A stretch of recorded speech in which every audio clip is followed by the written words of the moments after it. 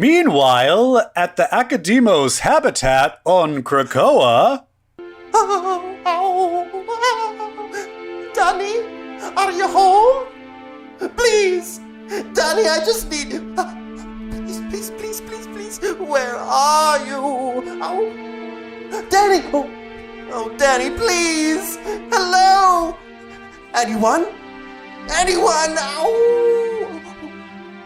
What's this? Paper? Dear Rain, it's me, Danny. I know we were supposed to go to the Arbor Magna together today, but there was an emergency. And by emergency, I mean I'd rather do anything else than deal with your bullshit. Look, I know everybody needs a shoulder to cry on, but my shoulders are soaking wet every day. I know it's rude to say get over it, but ever since I went up to Cosmar and told her to shut the fuck up and just deal with the fact that she's ugly now, you just need to deal with it. Your kid is gone. Deal with it, okay? He's not coming back. Deal with it. He's probably alive and just doesn't want to talk to you.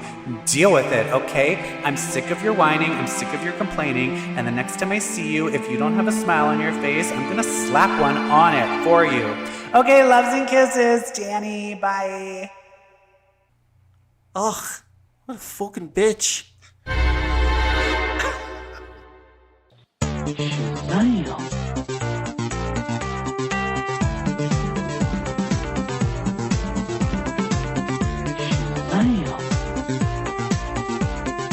Hi, everybody, and welcome to episode 170 of Comic Book Queer's Legacy. This is episode 170. I am your host, Brett, and with me, as always, is Mr. 170 himself, Evil Jeff. Hi, Evil. Why, hello. You weigh 170, right? At the beginning of the pandemic... Oh, Lord. Seriously. Pandemic pounds. Tomorrow, I was telling my boyfriend, I'm like, the diet starts tomorrow. I subscribed to a fitness video service called Booyah. Oh. I hate the way I look so much that I am actually subscribing to a thing called fucking Booyah. I just do, whenever I do extra, things where you watch someone, there's a YouTube channel I watch, and it's just really hot. It's not Sam Cushing, is it? No. Oh, it's just garbage. some hot Asian guy. With the neck tattoos? No, I've seen him too. No, but it's just this hot guy with barely any clothes on, just here, do these. Do you exercise, or do you just? No, I do really exercise. There was time in my past where I was like, I'm going to do yoga. And I just got a yoga DVD with the hottest guy on it. And I just jerked off to it. I know. I never actually exercised. You have to get something hosted by a woman if you're going to work out. Yeah. Well, so I need something to go on, but these YouTube ones, I'm actually doing it. So good. I'm growing as a human. We'll both get down to 170. That's where I'm supposed to be, so That's where I'm supposed to be. Yeah, let's figure it out. All right. Hey, you know what? Let's figure out some hot topics, too. What are you gonna hit? Hot topics. Great. Yeah. So, well, I think we need to discuss something from last episode. Yeah, we should. You take it, since you... Okay, so... In our Hot Topics last week, we were so excited because Zendaya and Jacob Batalon and Tom Holland, the 3 stars of Spider-Man, released 3 fake titles. I believe they were Phone Home, Home Skillet, and Home Wrecker. Home Slice, not Home Skillet. All of those were bunk. I like Home one. Skillet, right? It should be Home Skillet. So they were all bunk. And that whole, you know what? We need to, as fans, me especially, need to reel it in terms of I think that's what this means. Because Lord have mercy. People, and me included, were it's going to have 3 titles. One for Toby, one for Andrew. Relax, everybody. No, it's not. The title of Spider-Man 3 is Spider-Man No Way Home. That's the official title. There it is, It's going to have 1. Evil Jeff, thoughts? Just because you said that does not mean at some point in the movie the credits re-roll with Tobey Maguire and it says phone home. You don't know that. It's true. I don't. It could It's be true. an Easter egg that they threw at us. We don't know Maybe. anything. I will tell you this, like, because I like WandaVision, my cookies, like the cookies on my internet, everything on Facebook or anything, just any WandaVision fan theory article will pop up. And all of them are like, now we know what's going on. And it's like, shut up, you No, don't. you don't. They're like, here's the real thing that's happening. I'm like, you don't know shit. But do I read it? Yes, I still read all of them. Like an idiot. Yeah, absolutely. That's why I cannot go on the internet on Fridays. Like, I can't even go on my YouTube homepage because I'll see. But see, this is the nice thing about the premiere date. It premieres at midnight Pacific Standard Time. So I just watch it at midnight every Thursday. Where it would be 3 a.m. in New York. So yeah, it's I can't do that. Yeah, you can't do that. So you have to wait till the next day. I get to watch it. Yeah, I have to wait till the next night because my friends and I watch it together. Yeah, I got to watch it right away. So I have to wait the whole... No, I like having... I don't like...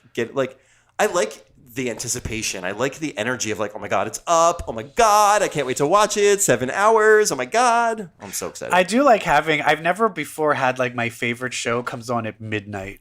Every Thursday. Yeah. It's very weird. The last weird. time that happened was when I was a teen and Twin Peaks would come on Saturday at like 10 o'clock. Yeah. And, my whole family would have gone to bed already and I would stay up in the living room and watch Twin Peaks in the dark. So good. Yeah. My friends and I were laughing because I made a joke about WandaVision that Mojo would be the villain at the end. That would be funny. We were saying, like, if Mojo was indeed the villain at the end, like, there would be so many think pieces that are like, the X-Men are now officially in the MCU. And it's like, no, they're not. It's just Mojo. Yeah. You can't say it's the X-Men. It's just Mojo. That's what would happen. But Mojo's not the villain. There isn't a villain. I don't think there's a villain. Anyway, we'll talk about WandaVision later. Spider-Man 3 is called Spider-Man No Way Home. Speaking of like a new fun show with a classic superhero. Yeah, there you go. You have to watch this, so I just want to bring this up as a hot topic. They premiered the Superman and Lois on the CW. Superman and Lois with Tyler Hoechlin.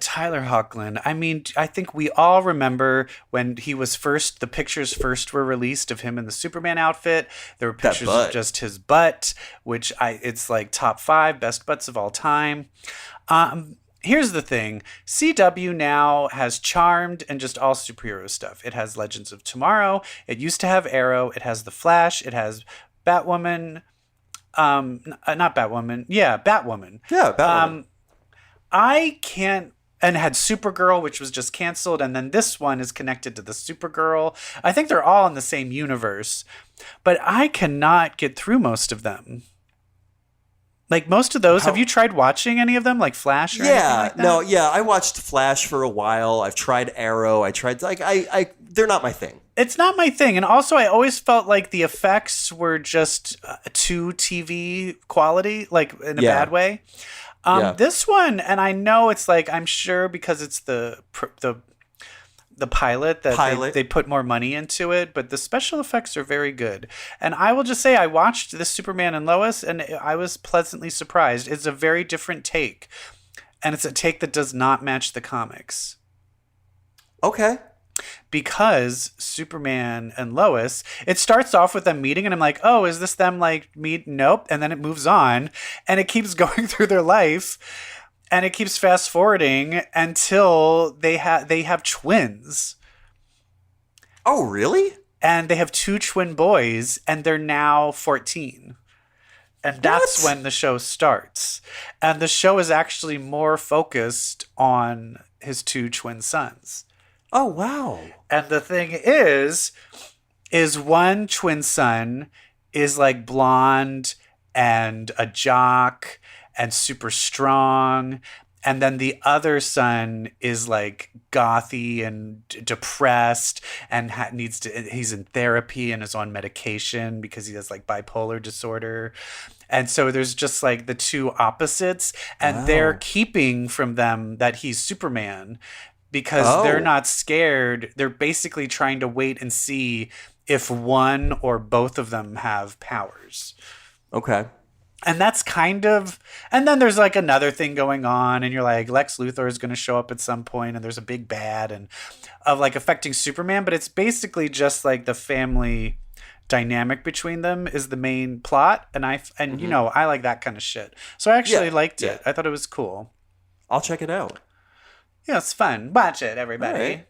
I will. I love Tyler Hoechlin because, you know, one thing when there's nothing on or my husband and I can't decide to watch, we will default to Teen Wolf because we've never watched it before. It gets so bad. So we're watching though. Teen Wolf. Like is by it, season, or is it great? By what season? Okay, here. What season are you on? 1. Yeah. Okay. Because that has fucking Colton Haynes half naked. Yeah. Season 1 is great. Season 2 is great. Season 3, it goes off the rails. By like season 5, it is like, what? Hey, you know Tyler Posey has an OnlyFans. I was just going to tell you that. He has an OnlyFans, and you follow it for free. Yeah, which I did. You can unlock pictures for like $12. But for $12, you can unlock pictures, and I wish I could be like, what is in this? Is it your hard dick? Is it your hard dick? If it's your hard dick, I try to surmise from his like descriptions, and most of it I feel like it's all not. There like is one stuff, that he did release where someone's like he's just like, yeah, I'm kind of turned on now, and they're like, what, you don't believe me? And he stands up and shows his semi hard on through his pants. Jesus. I'm telling you, it was one of the hottest things. I was like, no, I follow it too. It's fucking hot. That's hot. It's also like queer baiting, but whatever. It is. He sucked a dick. He sucked a dick. He's proud of being with men. Anyway, Teen Wolf is good, but I just, if you keep watching it, I want you to let me know when you're like, okay, this is turned awful. So we're watching it mostly. I don't know if you know this, but my husband is obsessed with Dylan O'Brien. He thinks Dylan O'Brien is like the hottest thing on the planet. I mean, so yeah. I mean, he is. He is. I will say it's funny where he's supposed to be the dorky one, where it's like, no, he's probably the hottest one. Right. Yeah. Anyway. Did you see Maze Runner? I saw the first one, not the second one, and not the third one, because I'm scared because he got hurt so bad in the third one when he was filming it, right? Oh, he had the horrible accident. right. I don't want to see when that happens. No. The poor guy. Although, did you see Love and Monsters, his newish movie? It was on demand for renting. No, is it good? Oh, it's really cute. It's great. I loved it. Okay. I loved it. Love and Monsters. By the way, I also watched The Little Things on HBO Max, and that was okay. With Jared Leto? Yeah, that was okay. And Rami Malek? Yeah, Rami Malek, I could look at his weird face all day and be entertained. It's so funny that I had a crush on him when he was the gay kid on The War at Home, that sitcom. What is that? It's a Fox sitcom from the 2000s, and he plays the next door neighbor that's gay. Really? What? You have never seen this? The War at Home. No, I need to see this now. It's with Rappaport. What's that guy? Michael Rappaport? The blonde? It is? Yeah. He's when I went to Watch What Happens Live, it was with Michael Rappaport when I was in the studio audience. I know. Well, it's his show, but then the next door neighbor was Rami Malek. Is Rami? And it was He's one gay? of those Urkel. Yeah, it's one of those Urkel things where he became became the breakout funny thing in the show, and so eventually he moves in. His parents don't accept him, so he moves in and then becomes a main character. And gets his spot in the opening credits. Exactly. Oh no, it's funny because in the beginning he's in the closet and he's in love with the main character, the son, the main character's son. He's I just need to see this. Oh, you need to watch. If you look it in, someone's compiled all of the. Yeah, his first boyfriend is one of the guys from Twilight. Keaton Lutz? No. The skinnier, one of the skinnier. I don't vampire care about ones. any of the other ones. All right. Anyway, we went really off the rails right Really? there. So anyway, Spider-Man, Far From No Way Home. Let's go visit Krakoa. Yeah, let's get XC. Hit it. I want your ex. Giga, come on. Come on. We Evil got Jeff X-Men Three comic. books. Three books. books. We've got Three three books. books. Equal Jeff. 3 books equal Jeff. 3 books. I equal think Jeff. we need to 3 go books. from worst Worst to best. to best. I mean, actually, best. I might be like, but worst is easy. Worst is easy. Worst is Wolverine 10. Wolverine 10. Listen to me. I still love this issue. It's good. It's good, but there is a main problem. What? They have care not. about it. Well, no, they need to make me care about Maverick, and they have not done a good job at doing that. Yeah. I just don't care about Maverick. So when there's a big twist with Maverick, I'm like, okay, I don't care. Right. Because, and if you also notice in the beginning of Wolverine, there was a big twist where it's like, oh, Omega Red is double crossing everyone.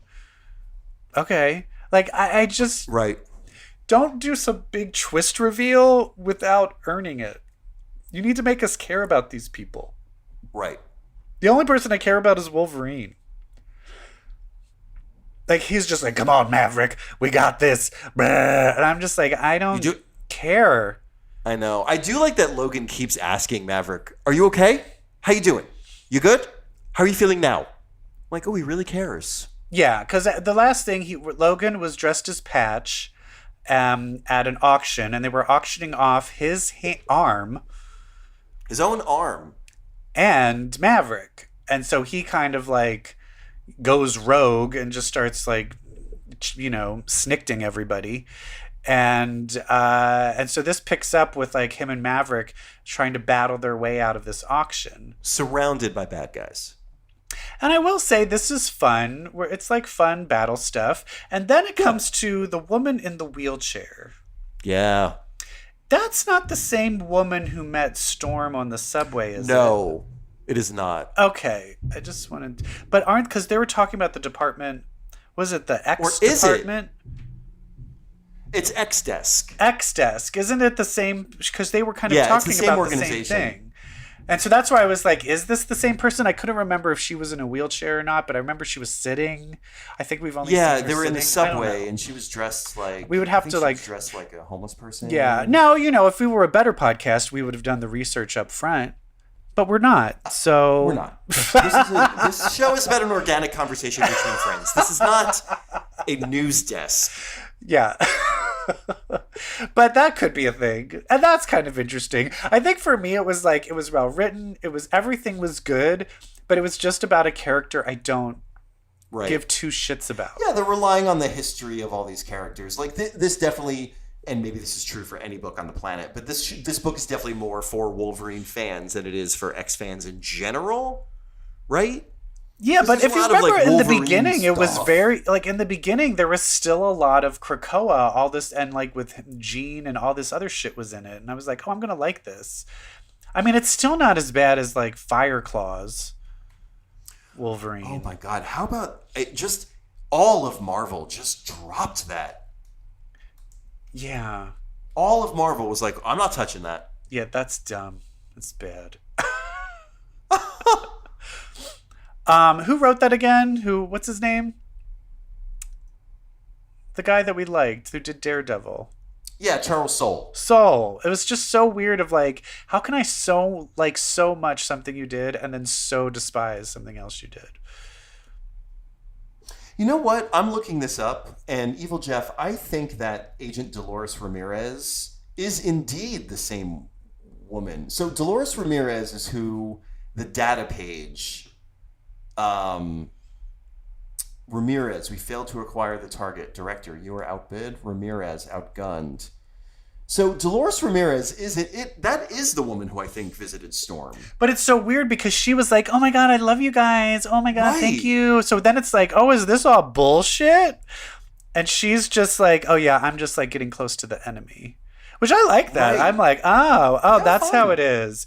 Oh, you're going to do Storm like that? Okay, let's see how she reacts to that. When she finds out you're going to do a double cross, she'll fucking electrocute your ass. Yeah. We're going to see a data right, page where she's like, it's been raining just over my house for 2 years.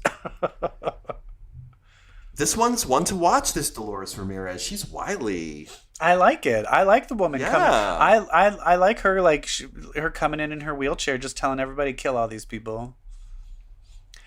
And then Wolverine's like, I think that's the CIA or something, but they're not on our side anymore. I love how it is in the old X-Men world when it's the American government coming. It's like, oh, thank God, and now it's like, oh no, they're bad. They even say like, America's got a treaty with Krakoa, evidently, or like America's supposed to be an ally. It's said very tongue in cheek, very aware here. So yeah, good action book, a lot of political intrigue. Watched Agent Dolores Ramirez from the X-Desk. She's the one that's got Wolverine's severed hand from God knows when that was up on the auction block. And this issue ends with Wolverine being like, hey, X-Factor, could you review my death logs and figure out when my fucking arm got cut off? Yeah.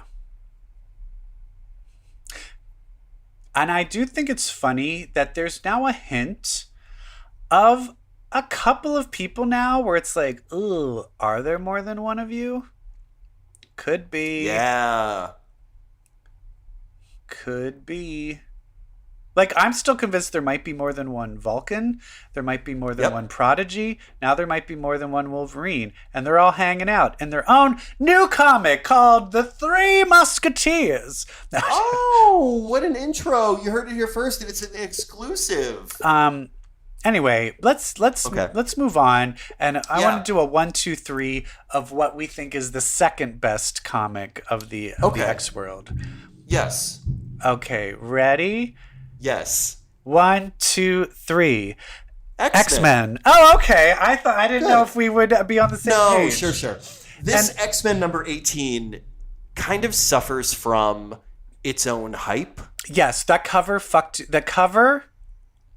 They released that cover, and everyone's like, oh my God, they're coming out of the vault. Nope. That is them going in the vault. Right. Because they ain't coming out. Yeah, so they're not out. So I think I had so much hype of like, I thought it was going to be, oh, and now they're coming out. What happened? We'll see it in flashbacks. No, it is just the flashback. Isn't Sync's narration coming from them already out, though? Like, that's what I picked up. Like, Sync is narrating from a point in time where they've left. Yes. But we don't see anything. We don't know anything. We're just stuck in the past. So I was just like, I kind of just wanted that reveal of the present. I wanted a little bit of that reveal of the present at the end or something. Yeah, with like some shock of like, oh my God, Laura has a beard. She's got a long beard now. Like some like, they're so changed. So, but for me, it does start with them going in, and they're battling these. What are they called? Those the Children of the Vault. The children. I want to call them the Children of Tomorrow. The Children of the Vault.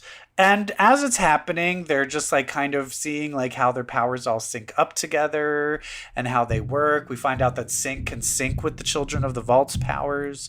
Yeah, which he never was able to do before that. I find this all very interesting. And I also like that they really think we're just going to do some quick reconnaissance and then bounce. Yeah, but they also recognize that like things are going to go south quickly, probably. Yes, and that's the thing, is the last we saw, they said that they were there for 500 years, and then nothing was mentioned after that, and a lot of shit's happened after that. So they could be there for like 1,000 years. 1,000 years. How do you even remember the X-Men at that point? Right. I don't remember what I did last week. Girl, I can't even remember what we opened with what our hot topics were.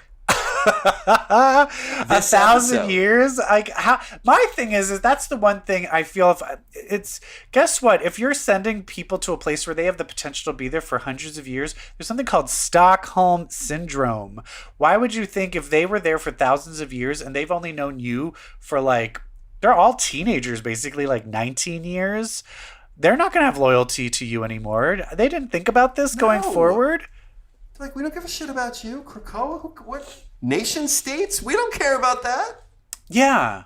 Anyway, I'm excited to see where it goes. I hope it's not a one-off and then they go to some other story.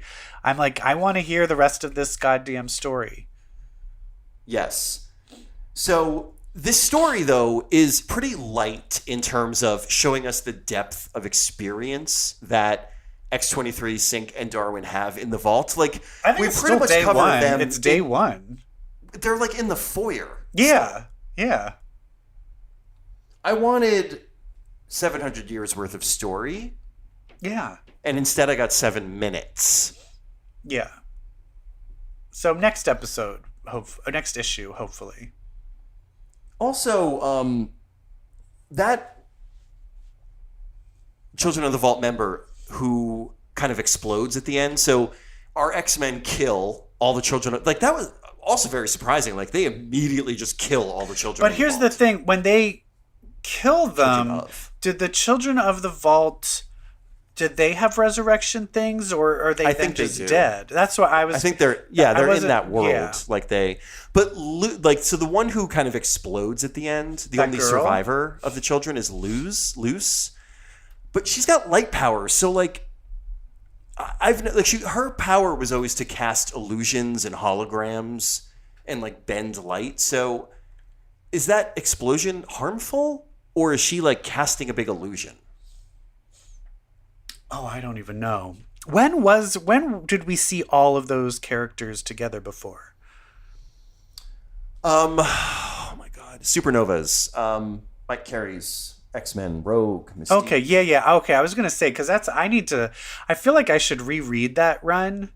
Yeah. To like catch up, to like revisit all of those characters. That's the run where Serafina, the girl who the X-Men originally found in Dawn of X. Yeah. Who they followed in. That's where they're fighting, and she takes down Cannonball by having him experience like him being married to her the whole for life. 20 years. Yeah.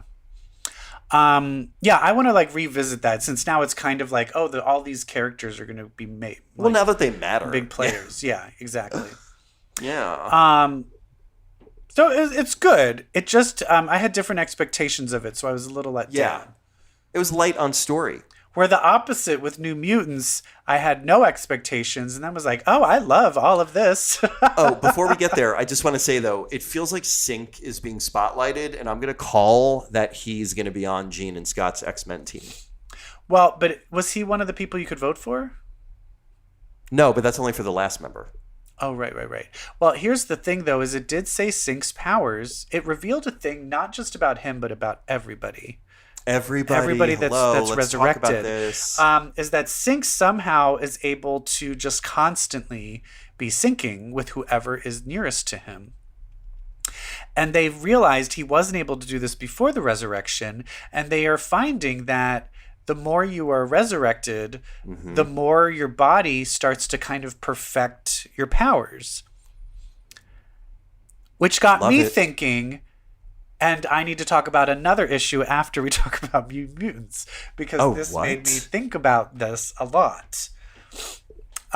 Because I have a feeling, here's just the thing, if someone can die and it means their powers get better, someone could maybe be Omega close, die, resurrect, and then be Omega. I love it.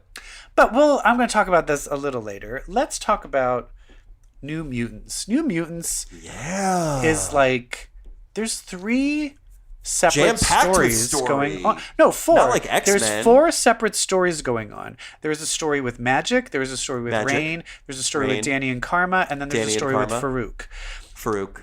And this is the first time where I was like, I'm invested in where all of these stories are going. Like I'm down with all of these, and I like that it's telling all of them at the same time. Like it's all over the place, but like in a good way for me. Yeah. Making you think they'll all tie together at some point too. Yeah. So the first one, I think that's been kind of where New Mutants was like really digging into was Farouk. Like Farouk is with these kids, and they've kind of befriended Farouk. We still don't know is Farouk real? Is he just like, was he resurrected, or is he in everyone's heads? Yes, and he so basically it's Honey Badger, who's now Scout. So it's Scout, the water guy, Anole, Rainboy, Cosmar, and Martha. No Girl. Yeah, No Girl. And what he does is he does the whole thing, because they're really emphasizing here about learning to sync powers.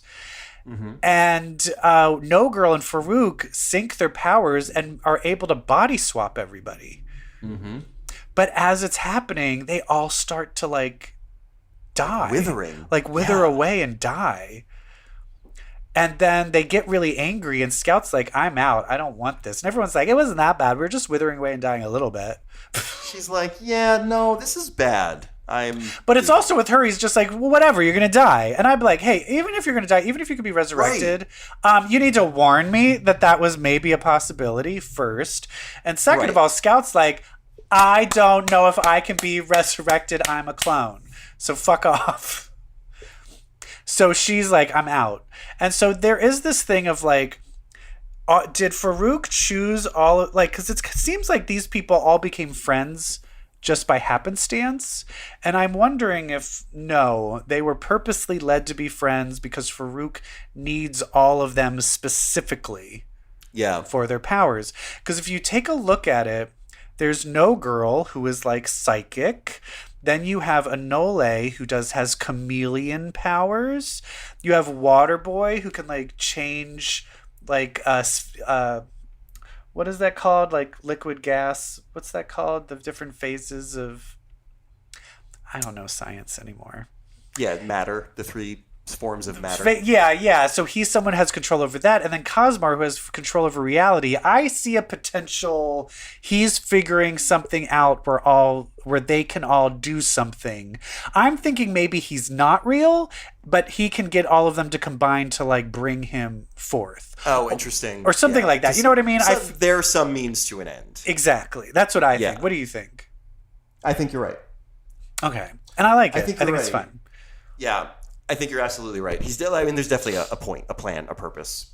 And it's selfish. Yes. Because my still thing is, I still just want to know, like, does Professor X know that Farouk is on Krakoa? Right. He's very distracted, Professor X. He's got a lot of unread emails in his inbox. Yeah, definitely. He's taken on a lot. Definitely. Something I find interesting is the data page from the Crooked Caller, which is the Crooked Markets kind of newsletter in Otherworld, and they've spotted a witch breed running around. We all know what a witch breed is. I didn't realize, so witch breed, so everyone in Otherworld calls mutants witch breeds? Yes. Yeah, so, that's what they call and mutants. Is this the first we've seen this blue horned guy? I don't know. I'm going to say no. He's probably someone we've seen before. I think, like, you and I have gaps in knowledge of, like, have we seen Rainboy before? And, like, where, like, do we know a lot about Loa, you and I? You know what I mean? And I feel like Blue Devil Kid is probably from those, like, background new X-Men. It's not new X-Men. I know that like the back of my fucking hand, though. So no, I will say not that. Because you don't even know which new X-Men I'm talking about. I'm talking about like when they were all on squads. Yes, that's what I'm talking 64 about. 64 characters. I've read those issues like multiple times because I loved it. Then why didn't you know who Rainboy was? Rainboy was in that? Yeah. Oh, okay, then I'm wrong. Okay, you're right then. Anyway, Blue Devil Kid is running around, and it's set in Otherworld, because we saw him sneak through the portal and meet Jamie, and it says that he's made friends with famously cantankerous Sheriff Whitechapel. Yeah. He seems like he's just like making, like he somehow is like loving being on Otherworld. It's almost just like he's like really powerful there. And he had like some sort of accelerated journey or like accelerated simulation. Yeah. Assimilation is what I meant to say. Yeah. And anyway. So, but I will say on that point, so because they escaped as a joke and went off on Otherworld and they need to find them, Danny and Karma, they decide to like go to Otherworld. And here's the interesting thing is Karma has been having these horrible nightmares and is crying and screaming, and Danny's like trying to like, help her out. As soon as they go to Otherworld. As soon as they go to Otherworld. Make out with her. Yeah. As soon as they go to Otherworld, boom, she feels better. She's like, I love it. It's Farouk. It's so peaceful. It's Farouk. It's absolutely Farouk. And so he's not able to basically reach her when she's in Otherworld. Because it's just like, who are the main people that have been fucked with by the Shadow King? Psylocke? Yeah, she's at the top of the list. Karma. Wasn't Storm and Professor X. So those people will be like, if he is around, I would love to see all of them together being like, no. Do you know how fat I got because of him? Oh, remember Fat Karma days? So great. So I found that Magic. very interesting. Yeah. Yeah, that is very interesting. And before we get to Magic, Danny and Karma do go to Otherworld together. They meet King Jamie. King Jamie leads them on clearly an Alice in Wonderland inspired quest. He gives them a basket of stuff. Said, drink me, eat me. Basket of supplies. They later follow a white rabbit to where they're going. And then Merlin, what are they? Merlin captures them. And then Merlin captures them, and he calls them Witchbreed. Yeah. And so they're in the stables. What's that thing? Your head and your hands go through it. The gallows. Yeah. The stocks. The stocks. They're in the stocks. Magic is hanging out with all the bully mutants, and she's like basically bullying the bully mutants. So you love to see that. Yeah, that's the other thing of like, do you not know how her powers work? She literally can take you to hell. I guess I'm just like, hello, she's doing this. Like, this is what she does at Strange Academy. So it's like, of course she's going to do it here too. So let's talk about the fact that Ileana Rasputin is in New Mutants, Strange Academy, and she's on the Savage Avengers.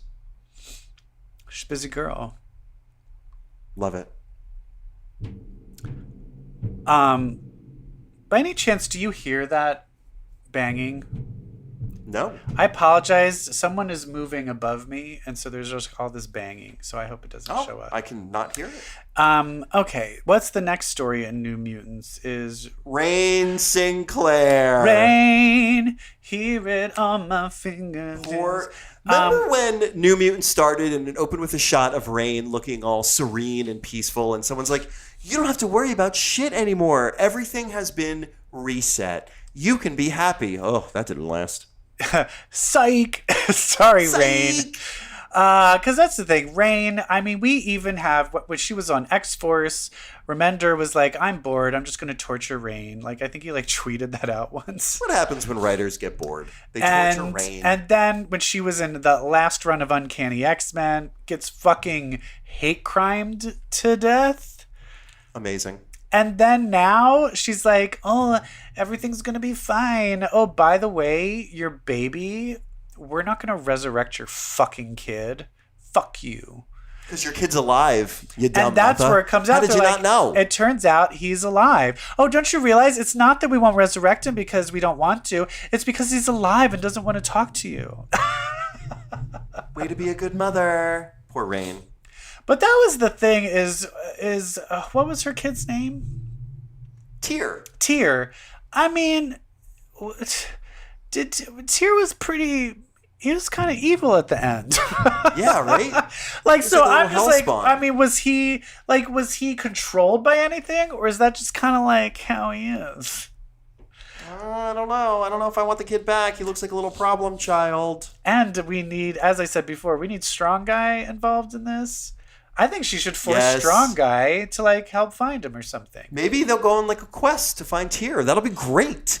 That's such a great closure of that whole storyline. Yeah. Or a great next chapter. And then there's another plot line going on too, right? I think that's it. Yeah. But this book is, I just got to say, this book feels so much better under Vita Ayala. I agree. They're killing it. I agree. Yeah, this one, it feels like there's stakes. There's a lot being set up. There's a lot going on. There's it feels wider and it's deeper. it's all based in the character and the actual emotional arcs of the characters, and not so much in their some growth big and broad their pain. plot. Yeah. Yes. That's what we want. That is what we want. Evil Jeff, did you say there was a fourth X book last week? Yes, it's this new book coming out. Yeah. Called Omega X. Oh my God. And it is a book I've just made up. I've talked about this before, that they need to have a book studying who is an Omega. It has been established by Hickman that the most important thing that Krakoa needs to do is take care of its Omegas. And if there is anything that's threatening that, I would say the fact that now Arakko is here and Arakko has a shit ton more Omegas than Krakoa, I think they need to form to really decide who is an Omega, who isn't. If the definition of Omega means your power set that you have has no limit, there's some people you need to fucking test that. And I want to start a comic where they are testing it. It is actually overseen. He's not there all the time, but it is overseen by Professor X. Okay. And the person handling the whole entire thing, who's put in charge of it, is Moira. Well, here's the thing. They also answer to, I want them to answer to like this lady in black where they don't know who it is, and it will be Moira. I want Moira to be there, but no one knows that it's her. But the main thing is as it's being formed, Beast wants to be in charge of it. Oh, fuck And him. Professor X refuses and gives it to Dr. Nemesis. Yes! I'm in. Oh my God, this is my favorite book. But here's the thing so Dr. Nemesis needs to form a team. And so he needs people that he can like figure out the powers. Because this now relates to, imagine that once someone is resurrected, their powers are increased in a little bit, in a way. There's also people that may develop second mutations. So he needs people that can go in and experience the powers. So he brings in Karma, who can possess people and test the powers rather than just the person testing. And he also brings in Hindsight. Because Hindsight, it turns out his psychometry powers, he can actually, when he touches someone, he can actually kind of tell, is there a secondary mutation? Is there something going on? Like he can kind of explore that. Like diagnose. I think I originally would want iBoy, but he's already in X Factor. So I'm going to leave him in X Factor. Okay. The other person that I'm going to have them bring in is Madrox, because he has not been used yet. Well, he started as the lab assistant at Muir Island. Exactly. And so my whole thing is, because there's this lady in black, Madrox is going to be like, I know who you are.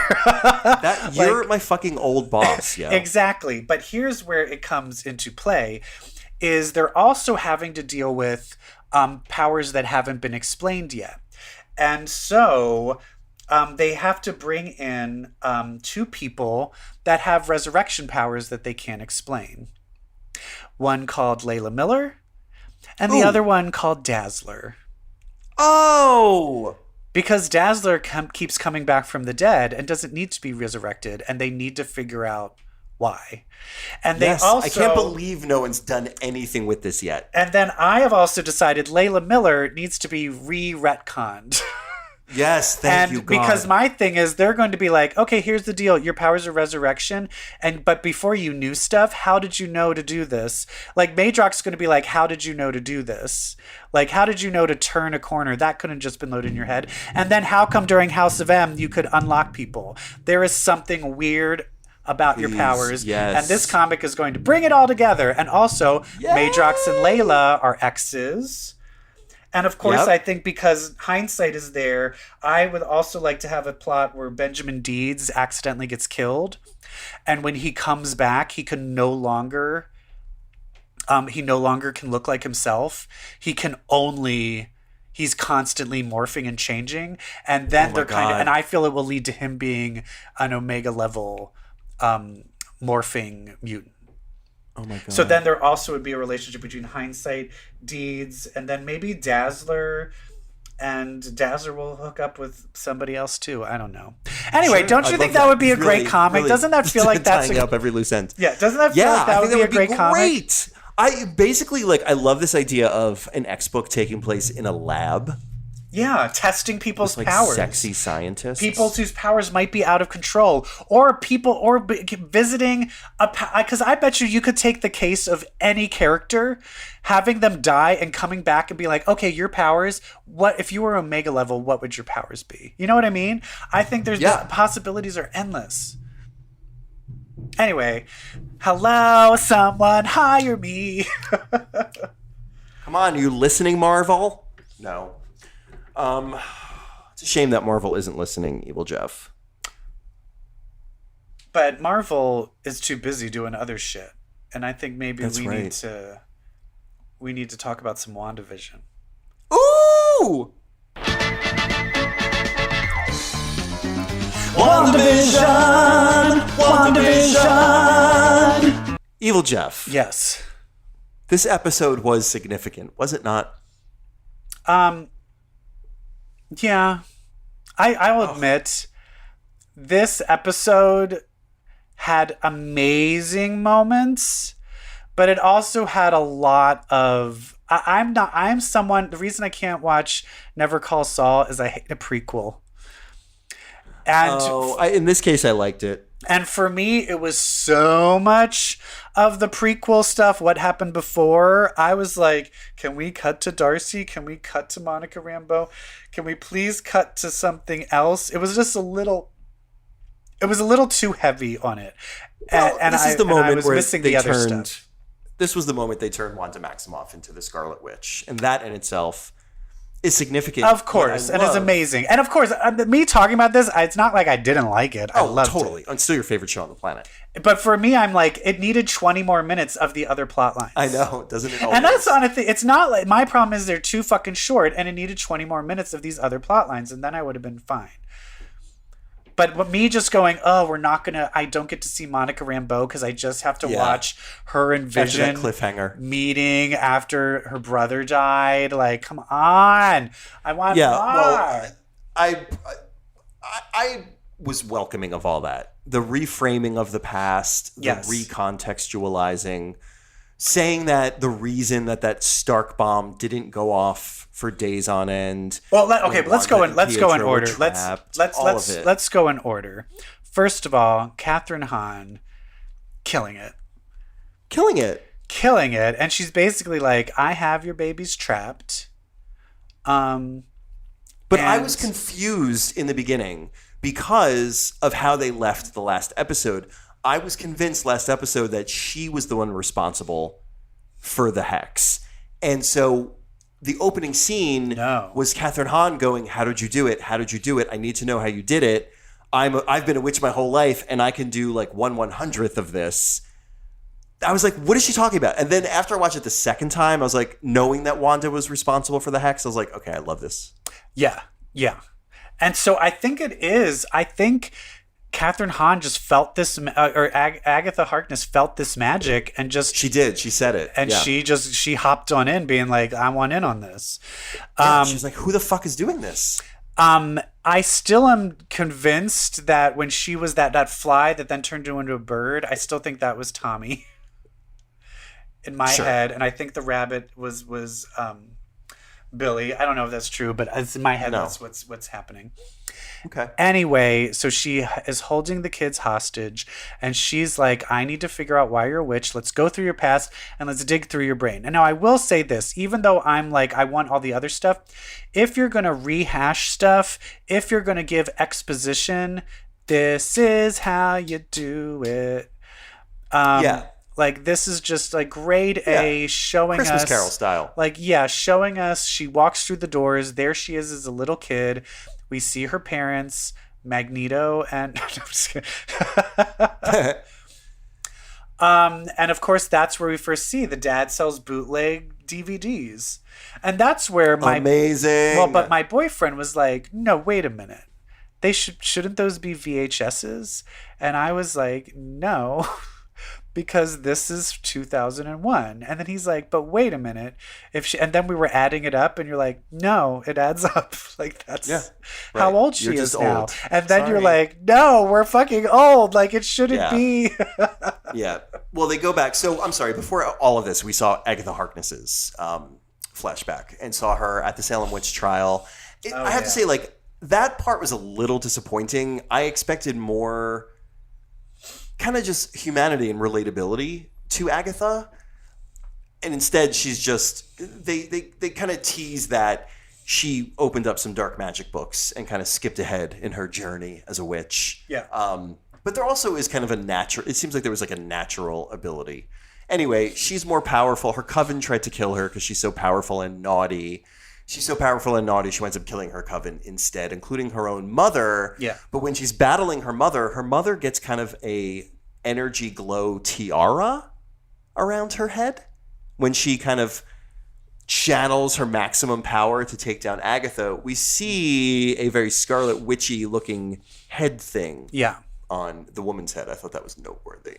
Well, especially back to later, Wanda. especially in a later scene. Yes. But we see them as kids, like, you know, the bomb goes off, and that is where we first realize, oh, how come this bomb never went off? Right. And then that's where you realize she says the terms of, is that where she first mentions chaos magic? No, she says it was probability hex. A probability hex. That's what she said. Probability hex. So this is which is a Wanda power. So it's now basically saying she had powers before she touched that fucking Infinity Stone. Yes, the Infinity Stone amplified, opened up her powers that were kind of being depleted from misuse. There. But so now we have a question. Already there. Are those powers because she's just a witch or because she's a mutant? So I'm not ready to go toward the mutant word yet, although I feel it's open-ended. Yes, if they wanted to go there, they could. Yeah, it's brilliant. It's so brilliant how they've done this. It's like it could still be mutant, but it could also just be human witches and magic, which you've established. And then I'm like, but what about Quicksilver? But Quicksilver didn't have his powers. I think Quicksilver did only get his powers through the Infinity Stone. But why did he survive?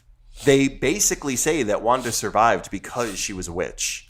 Well, I think she survived because her hex made the bomb not blow up, and since he was with her, survived the Mind Stone experiments.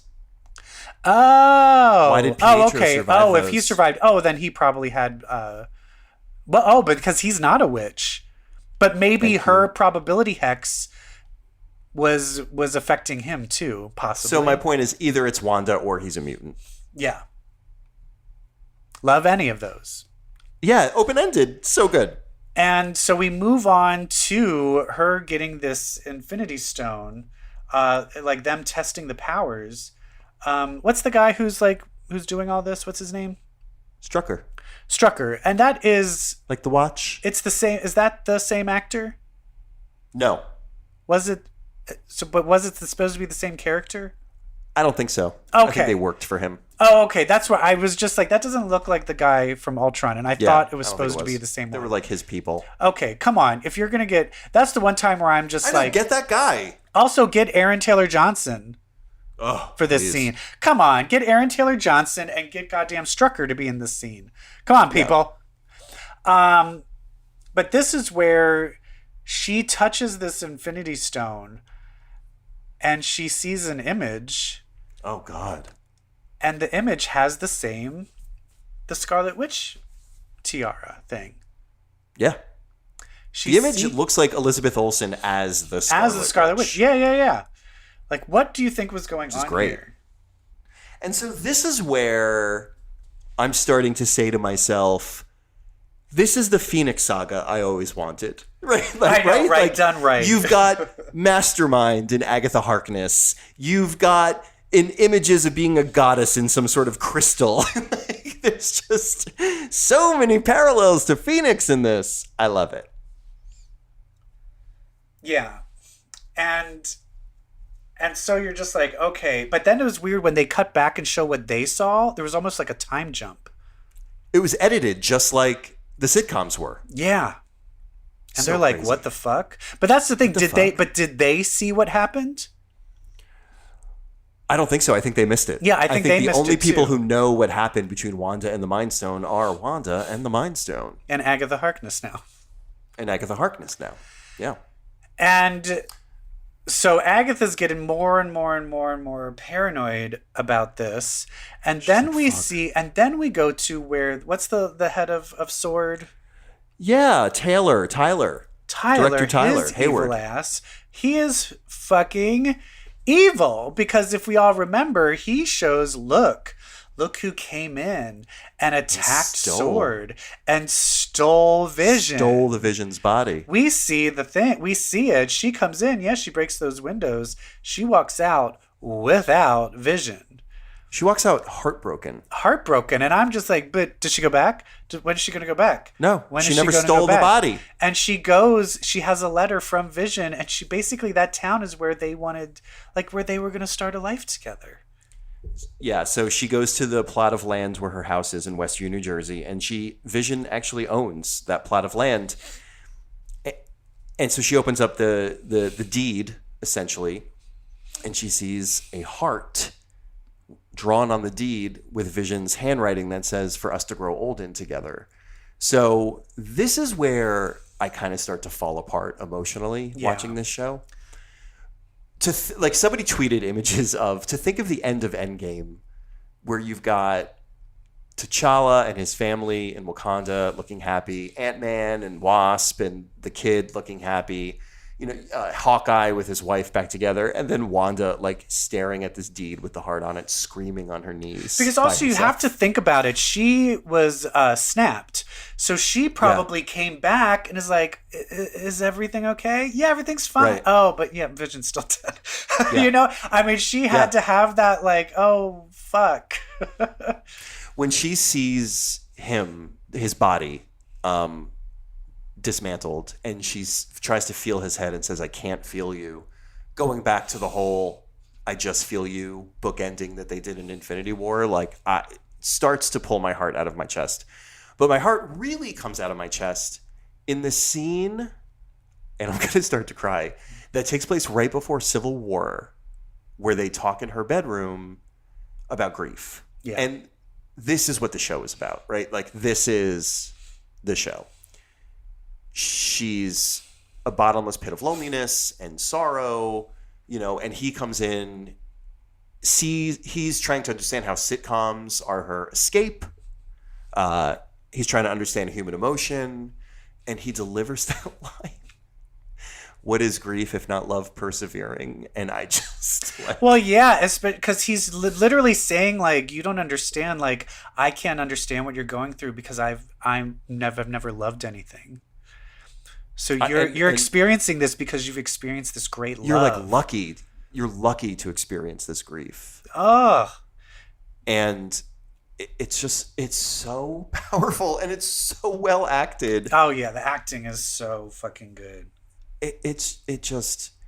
But everything from her. I will say saying, this, but then because then you see that when you see, it's just like, my brother dies, my parents die, and now Vision dies. Everybody dies, and she's done with it, and she accesses these powers that she has never knew how much control she had over them before. And when she had them. I will say, when I saw her form Vision from scratch, I guessed the ending right then.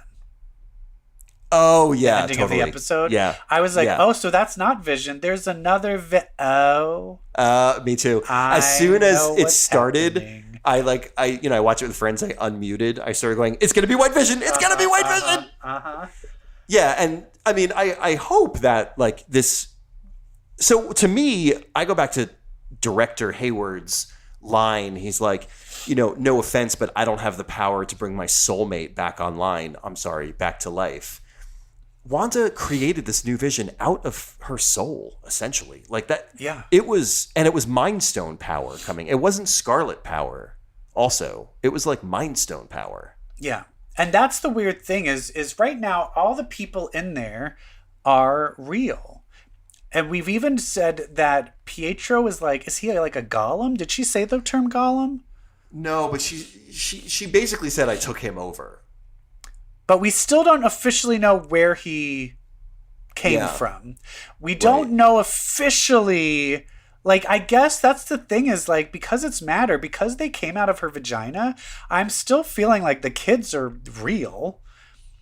The kids are made of the same stuff that Vision's made out of. Yes, but that's the thing is, like, but then if she, well, I'm just curious of, like, when we go out of the hex, can those children survive outside of the hex? Right. And so this is what was crazy, that Agnes was, at the end, she's like, I finally know what, and we see Agatha in her full Agatha Harkness outfit with the most amazing eyebrow makeup. Yeah. And she says, I finally know what you are. You're a myth. You're not supposed to be real.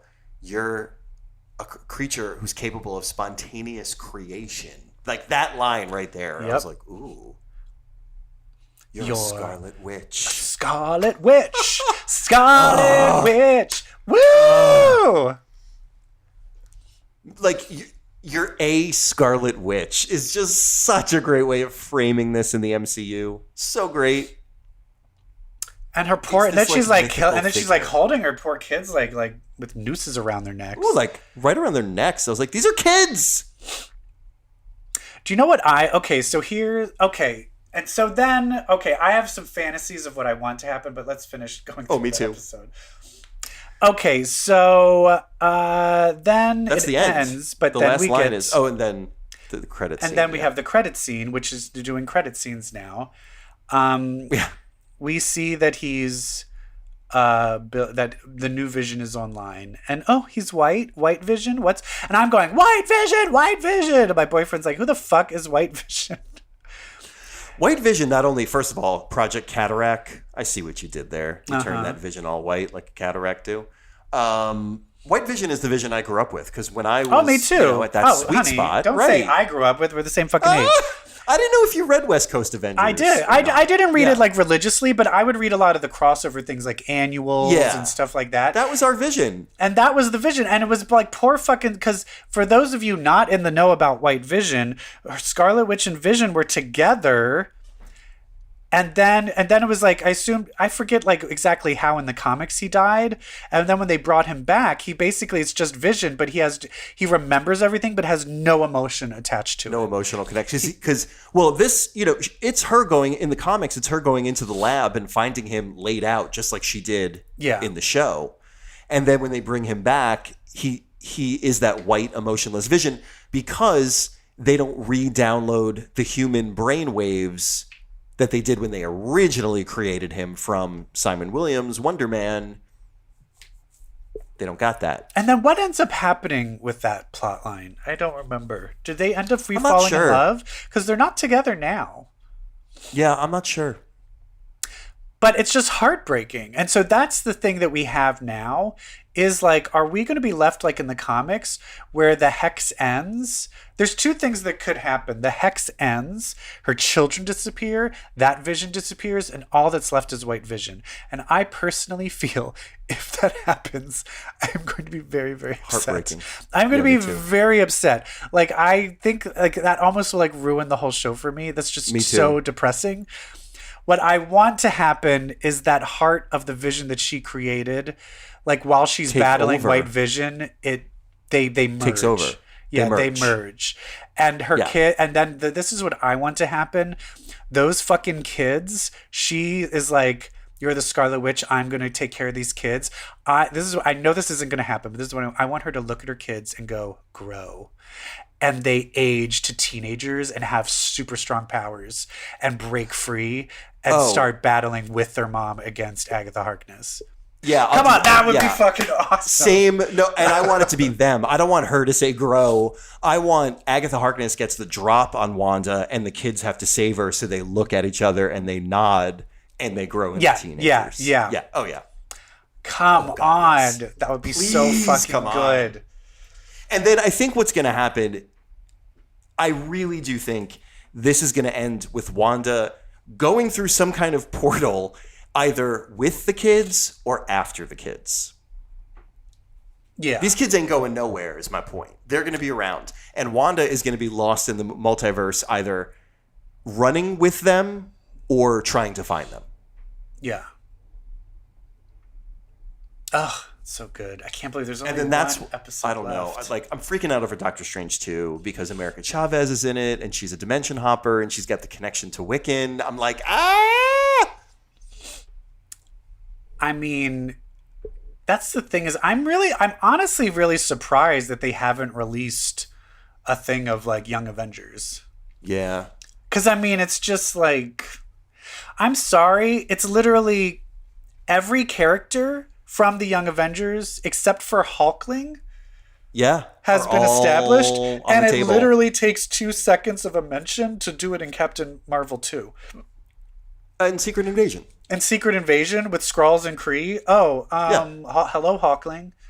Yeah, I think Kang is they're not coming, announcing Iron Lad, it. They're not going to coming. announce it until the scene in whatever movie when all these teen characters get together and they have the group shot a la Avengers 1. Like, they're not going to announce anything Young Avengers until they give us our fuck yeah Young Avengers moment. Yeah. And then after that, they'll be like, and now Young Avengers will be coming out in 2 years. Oh my God. Your cat was into that too. She was so, and she's like, yes. Who would have thought, though, like when I first read Young Avengers, I'm like, this is so good. And who would have thought that now there's a potential of it being made into like an amazing Marvel movie? I feel like, yeah, I completely agree. And I feel like they got there quicker than I thought they would. You know, like when I'm hearing about Endgame, you know, I'm like, oh, I wonder what's next. Oh, I'm sure they'll focus on Captain Marvel and Black Panther. And then maybe in like 25 years, we'll get Young Avengers. No. We're doing it now because 10 years in Hollywood is like 50 years in the rest of the world. And we gotta keep it fresh. We got to get these old folks out. I know. Replace them with some teenagers. Quick. I'm telling you, I love it. I'm telling you, what a life. I never thought this. I can't believe Marvel is like, has taken over the world and is so good and is like also so emotional and grounded and is an example of like tasteful entertainment in its own weird, campy way. Yeah. God damn. God Meanwhile, damn. DC's like, we re-edited a movie and made it 4 hours and I think we're going to make it black and white too and it's free. Fuck you. But DC, Lois and Superman and Lois, pretty good. New Titans, they're releasing other things of the Titans show coming out. That looks great. Doom Patrol is great. Yeah, stick to TV, you fucking jerk. Stay if out they of the just movies. could do, but I mean, if they could just do a movie. But you can't. You can't do a movie. Oh, wow. All right, we need to stop.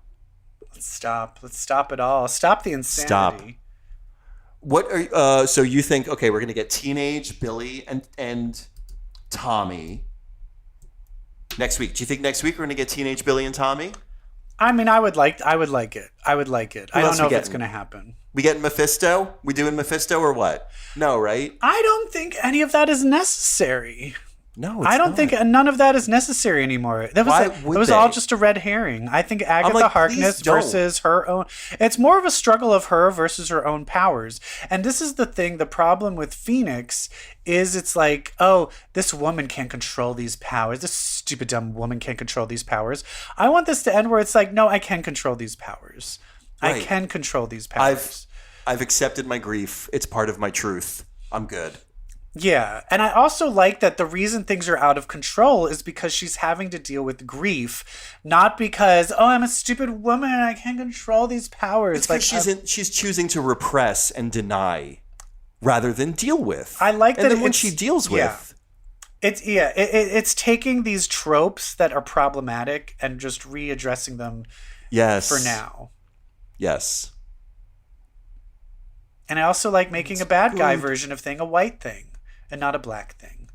thank. Oh no, it's white so and so. Oh, Exactly. Why I gotta be white? yeah, because you're the worst. All right. Well, thank All right, you, white people. Thank you for listening. Next episode, we're going to be in tears, crying, freaking out because we'll be going over the last episode. of WandaVision. I know. Woe is me. Then I have to watch the show about Sebastian Stan as Bucky Barnes. Oh no. But isn't that? Don't we have to wait like a week or two before that? Isn't there a week of nothing? That's gonna be depressing. I think actually there will be a show about the making of WandaVision. I don't give a shit about that. Oh, you will when you need a fix and you're scraping the resin. That is the behind the scenes WandaVision special. You sure will. It's the scraping the resin of the MCU shows. Oh God, that's so true. All right. Well, thank you for listening. If this is your first time listening, please like us, subscribe to us, tweet about us, tell a friend to listen to us. Because we need more gay people listening to this shit. I don't want incels fucking dominating the goddamn comic book world. We need more queers. God. Queers, let's have the queers take over. Because I hate to break it to you, you stupid incels. If you read comics, well then that makes you queer. Stupid white incels. Bye. Damn.